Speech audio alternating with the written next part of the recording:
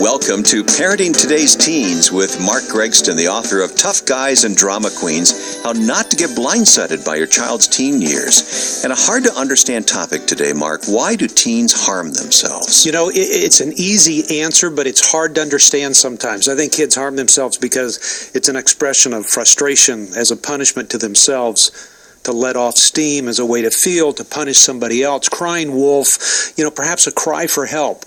But it's happening with our kids to such an extent that if we don't engage with our kids differently, they're not going to learn other coping mechanisms to deal with this culture that you and I have both said we're so glad we don't have to grow up in, but they do. They do. And because anxiety is going so high. Very often they're cutting themselves to do harm. That's right. And it's an expression, and it's something that's somewhat foreign to most of us, and you go, wait a minute, we didn't even talk about this a few years ago. But you know what? We need to talk about it because our kids are engaged in it. Well, we're going to have Dr. Shawnee Anderson with us today, who's a psychologist, and we'll have that conversation in just a moment to really lay the groundwork of help here today on this issue. But we also have a booklet that's available right now for free download on our website. Mark, you wrote this booklet called Cutting. Yeah. It has lots of answers to this issue, so go online for the free download to parentingtodaysteens.org.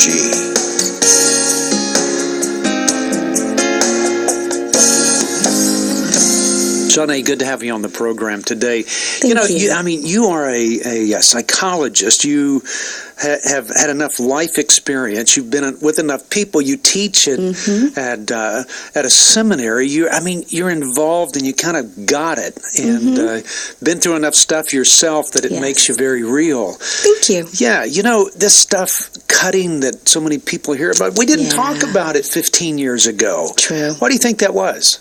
I don't think it had come out yet. I think that it's a phenomenon that's been going on for ages. Yeah. It's written about in the Bible. Yeah. It's been around for a long time, and I think it was really underground for a long period of time, and it was really years ago associated only with the very severely mentally ill or those who are maybe have autism or who are mentally retarded, and only maybe in the last couple of decades did it begin to get connected to those with personality disorders, which then opened up the door to a strong connection between children who've been abused and self-injury or self-mutilation. But as we're beginning to see now, it's much more than that. Yeah, because everybody used to think that if you're cutting, that means that you were abused somewhere. Right. And they were fearful because they really thought that, wait a minute, if they're doing something that bizarre, then it means that my child's mentally ill. And nobody wanted to admit that, which is not the case. That is the case in some situations,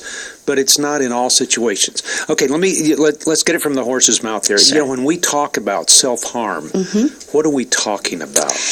It's kind of difficult to create a definition because I personally, the way I see it is it can encompass so many different types of behavior, but that it's really, the way I see it, is an intentional action with a means of creating some sort of harm towards self. And that intention may be conscious or unconscious. And that it can range everything from cutting, which a lot of people are familiar with, cutting, scratching, it can be hitting yourself, it can be other things such as maybe if you've got diabetes, not taking your insulin, so maybe not taking medication when you know you need to. It can be exercising injuries on purpose to create pain. There's a lot of different ways that self-harm can be enacted. Yeah, you know what, and one of the weird ones, because tattoos sure have changed in the last, and their availability and the scenery that we see with folks and everything else, but it's interesting to me that even tattoos sometimes, not all the time, but sometimes can be a form of self-harm in some way. I've actually had a few patients who have purposely gone out for tattoos or piercings as well, because they were seeking the pain. And would purposely go out to get a tattoo for the pain or getting the piercing for the pain. Yeah. Okay, why would somebody do that? When you think about it, we deal with kids who cut, and we deal with kids who burn themselves with hair straighteners. We would take a razor and just kind of slit their arms, a Bic razor that you would shave with. They've taken an iron and put it on their leg. Yes. And most people go, okay, I don't understand that. And I go, okay, neither do I until you've been around it and you see kids expressing some things. Yeah. Tell me, in a psychologist, why does a child do that? Well, there are a number of reasons, and I think it's really important to understand that every person who engages in that type of behavior has their own specific reasons for doing it, and actually the reasons one day may be different from the reasons the next day. Yeah. One of the main reasons that I've seen that people engage in self-harming behavior is to help regulate their emotions. Yeah. I see emotion regulation as kind of a volume dial that goes from 1 to 10, and that a lot of us, I believe, have difficulty being able to manage our emotions internally, of maybe turning that volume dial from a 10 down to a 5. Right. And so what will happen is people will often engage in all forms of self-destructive behavior to help manage their emotions. So if you have a child that, let's say, is feeling very angry or very helpless and powerless over things that are going on in their lives, they can distract themselves and calm themselves down by inflicting pain. There's also the neurological piece of that. When they're inflicting pain, it releases endogenous opiates into your brain. And so it's also... Releases what?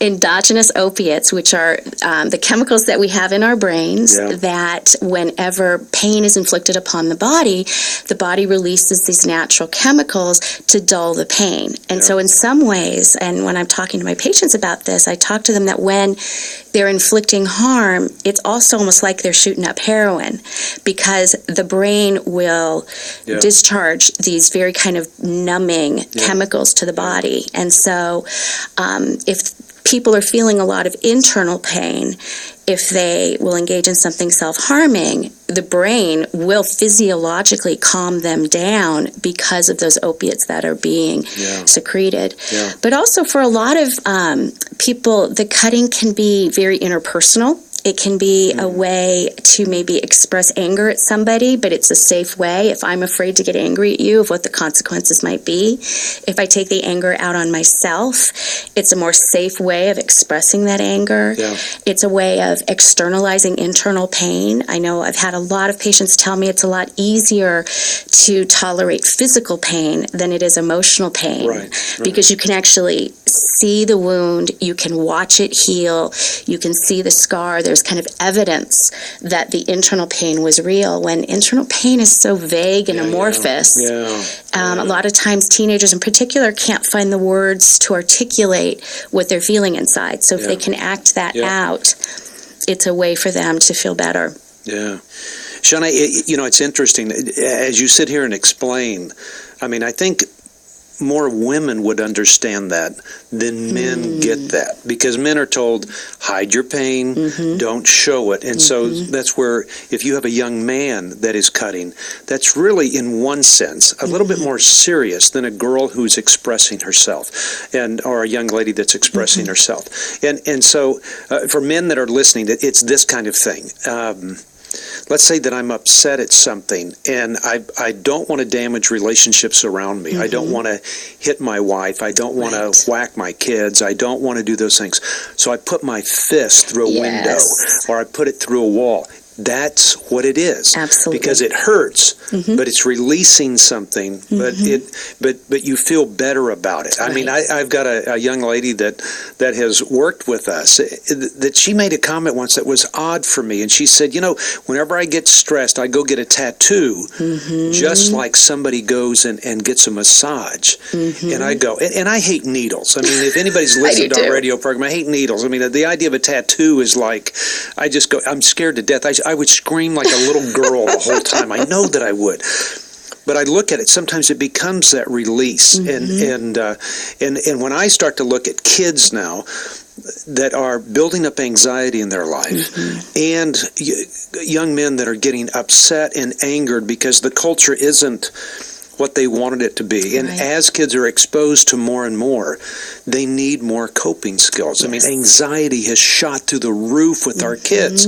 This is because they're living in a culture that every one of us has said, man, I'm glad I don't have to live in this culture. They do. Right. And so they're going to release it somewhere. And so if you have a child that begins this self-harm, give us some counsel. What's mom and dad to do in that situation? What's the best way to approach when you start realizing your child's doing things, or you find marks in their arms, or you find that they're wearing long sleeves in the middle of a hot day and they don't want anybody to see anything? Tell us what to do. Well, I think first and foremost, the most important thing is parents need to first look at their own response. I think that just even us talking about self-harm, and even the word that I think freaks people out more of self-mutilation, really freaks people out. I think it really frightens them because people don't understand it. And I think because it's so scary, I've had a lot of parents that get caught up in their own reaction to that because they don't often understand what's going on. And so I think first and foremost, it's so important for parents to pause and really look inside first and really try to figure out, okay, what is my reaction to this? Why am I feeling so scared of it? Why am I disgusted by it? Why am I ashamed by this? What's going on in me? Because I think if they approach their child and they haven't addressed their own issues, that child has already got a lot of their own emotions that clearly they can't manage on their own. So this is why they're doing what they're doing. Exactly. And to have the parent approach them and confront them and have a whole host of their own emotions, it's going to overwhelm the child, and they're not going to have a very fruitful discussion. And what that child will do is go, okay, I'm going to do it, but I need to hide it more. Absolutely. And so how does a child do that? Well, they start cutting in places that you're never going to see. Exactly. And you kind of go, oh, I get it. Well, and also use objects. I've had a lot of parents that will say, okay, we're going to hide the knives, we're going to hide the razor blades. They'll find anything. They'll find anything. I mean, we're fingernails. We're sitting here, and there's things on this table, whether it be a pen, it can be a lid to a water bottle. If they want to do that, they can. They can find a nail, a straight pin, break a light bulb, a shard of glass. That's right. I mean, anything, a rock. It is amazing. It's interesting to me. 5 years ago, that I was asked to be on a radio program, and they said, we want to talk about cutting, and we've never talked about it before. And so then some radio stations said, well, we don't want you talking about those things. And this is what happens is when people don't talk about these things, then nobody understands it. And then if nobody understands it, and they ignore their child, or they try to handle it in such a way that masks some of that anxiety they're feeling. And I would rather have a child cutting, hear me on this, than I would beating up some other kid, because even bullying can be a way of dealing with your own emotional dial, as you would say, or to be sexual, or to do, there's other things, there's worse things that people, or take it out on the dog or something. I mean, this anxiety is building up, it's like a volcano erupting, and kids are going to handle it some way. And so for those parents that are out there going, okay, I get it, there's hope in this. Oh, there is.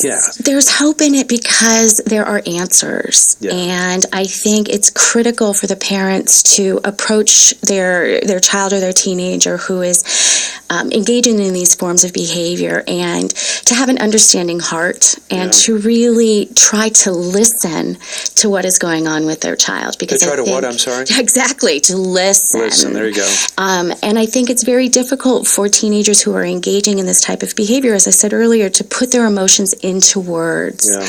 And I think that is what is so critical, is for these young kids to learn better coping strategies, learning how to manage their emotions in a healthier way, and how parents are so critically important during adolescence to be able to help them bridge this gap between childhood and adulthood, and to kind of provide a scaffolding and to help them with their words and help them find alternative ways of managing the intensity of what's going on inside them and around them. Well, we've spent 10 minutes talking about this. This is great. I've learned a lot from you. Thank you for being on the program today. Thank you for having me. Mark, thank you, and thanks to Shawnee as well. We're going to follow this up in just a moment with more conversation on this issue of cutting. If you, though, would like to download right now for free a booklet on cutting, it's available at parentingtodaysteens.org. Written by Mark Gregson, it's called Cutting. It's available as a free download at parentingtodaysteens.org.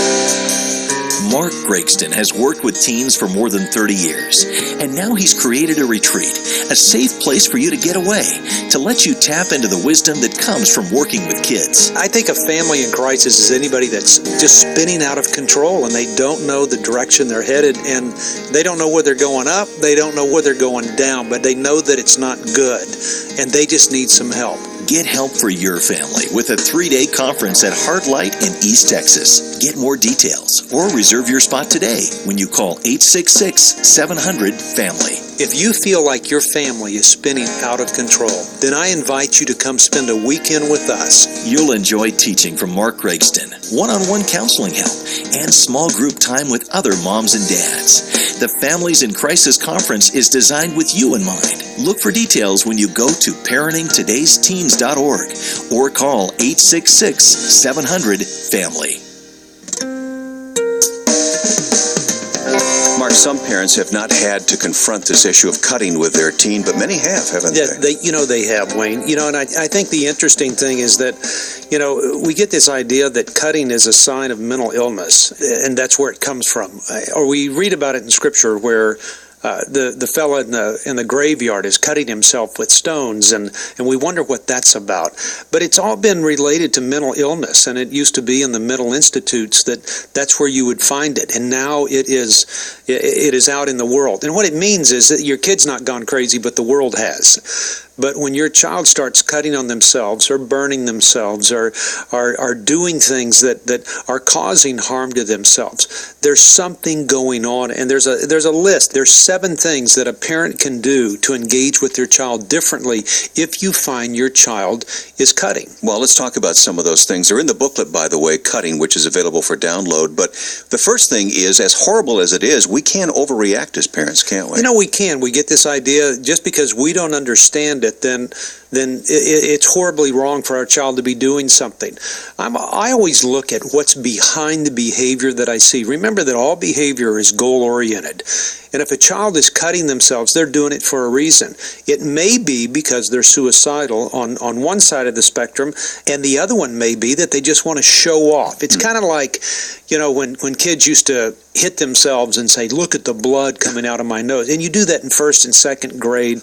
Boys out on a playground wanting to show off to the girls how tough I am. That is a part of the spectrum of this cutting thing. If they're showing it off, somebody who'll take a curling iron and burn themselves. It's when a child begins to start hiding some of those things that it becomes more alarming. And so if you react and respond and cause shame and cause a child to struggle more, it just means that this coping mechanism that they're developing is going to increase. What I want to do as a parent is be careful of my own reaction so that I can help it decrease and help talk through some of the situation with them. And being careful means listen to what they're saying. Absolutely. You got to spend a lot of time listening to your child and saying, this is where I'm frustrated, this is where I'm hurt, this is what's going on in my life. Here's the problem. Most people start listening when there's truly a problem. They don't listen beforehand. And so, Mom, Dad, spend some time listening to your child before the problem instead of waiting for it to get to the point that there's a problem, and then you finally have to go, wait a minute, I need to do something different. We really have to understand what's behind the cutting. It's not the cutting itself that's the issue, it's what's driving it. That's right. As I said, there is a need that somebody is engaging in and why they would cut. It would be like this: a child that is frustrated with themselves because they can't do anything right, and they're always making bad grades no matter how hard they work, or they take out that punishment on themselves and they may cut themselves. It's a sign of frustration, or perhaps a child is very numb to things that are going on in their life, and so they cut themselves to feel something because they want to feel. There is something going on. It is an indicator. This is one of those lights on your dashboard that's lighting up that is saying, hey, there's something happening here. You've got to pay attention. And if you don't, you're going to be in bigger trouble. Do we need outside help if our teen is cutting? If it gets to the point that your child can't talk to you and you see that they are hiding their cutting, then yes, you need to have somebody else engaged with you. And that's where you find a counselor or even a psychiatrist or a psychologist that can come alongside you and help. I would imagine a part of this, too, is parents looking within to say, what am I contributing to this problem? Sometimes we we create more stress in the life of our kids and we don't even know it. You know, our intent to want higher standards and greater things for our kids sometimes put more pressure on our kids that adds to their anxiety, that feeling that they can't accomplish that which is before them. So I need to reflect on myself as a mom or a dad and go, am I a solution to the problem, or am I causing the problem? And I think what most people might feel is, hey, there's something bigger here. Yeah, and there's no shame in seeking counsel. We can talk more about that perhaps in a few moments. But all of these points and more are in the booklet Cutting, which is available as a free download right now at parentingtodaysteens.org. Just go to that website and you'll find the instructions for download right there. It's called Cutting. parentingtodaysteens.org.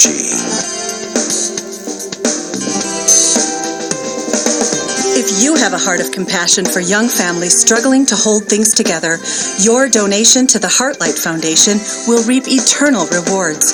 The Heartlight Foundation is a nonprofit organization funding ministries of compassion and instruction to moms and dads all across the country. Go online to parentingtodaysteens.org and click on the Donate Now button, parentingtodaysteens.org. Mark, a couple of extra things that parents can do if your teen is cutting. You know, the number one thing, Wayne, seek counsel. No shame in that. You know, there really isn't. I mean, ask some people for some help. Get some direction. You haven't dealt with this before. Deal with some people and talk to some people that have dealt with it so they can give you some direction. And the last thing is look for ways to connect with your teen. Absolutely. You know, when you strengthen the relationship, you'll get to the place where you can talk openly about these very hard issues. Something else is going on. There's something happening in the life of your child, and cutting just happens to be an expression of what is happening. Get to the heart of the issue. Don't just manage the cutting.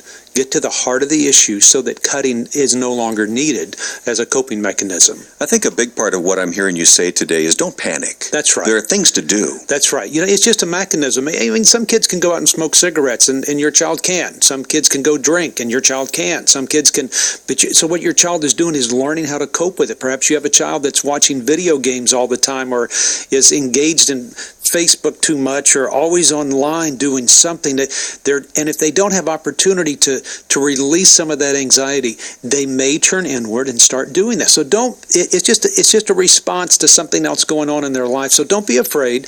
You can get to the other side of this. All right, here's some common questions. Is a teen usually depressed when they try to hurt themselves? Yes. All right. Will my teen outgrow it? No. If you don't do anything, they won't. Will helping my teen express himself verbally eventually take the place of self-hurt? Absolutely. And how can I help my teen if he or she refuses to talk about the harm that they're doing to their own bodies? Talk to somebody else and get help. Because I want families to understand that this is, it's something that we haven't talked about for generations.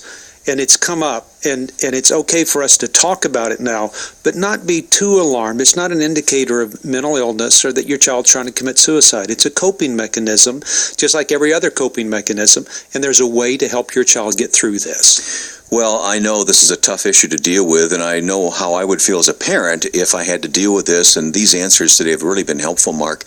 The next step is to get the download of the booklet. That's right. And that's available at our website, parentingtodaysteens.org. Look for the Cutting booklet there.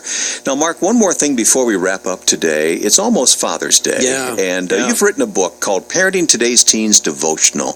What a great idea for dads to get this. You know what? I wrote it with dads in mind. I wrote it saying, okay, this is how dads think. They don't want to read chapter after chapter. They want to read just one page. Give me the info. You give know me us the well, questions. don't you? That's right. Just it's something so they can keep the heart of their child on their mind throughout the day and think about and ponder some things about their own parenting. It's a great gift for dads on Father's Day. I think so. And if you order today, we'll get it to you within a few days. That's right. You can have it for Father's Day. It's a great addition to your daily time in prayer or in God's Word. Helpful prayer prompts on each page from Mark Gregston. So, Parenting Today's Teens Devotional, available at the same website, parentingtodaysteens.org, or by calling 1-866-700-FAMILY. That's 866-700-3264. Well, a difficult conversation to have, but an important one here today. Right. Mark, thanks for your help so much. Our thanks also to Dr. Anderson, who joined us today. And we hope you'll join us next time for Parenting Today's Teens.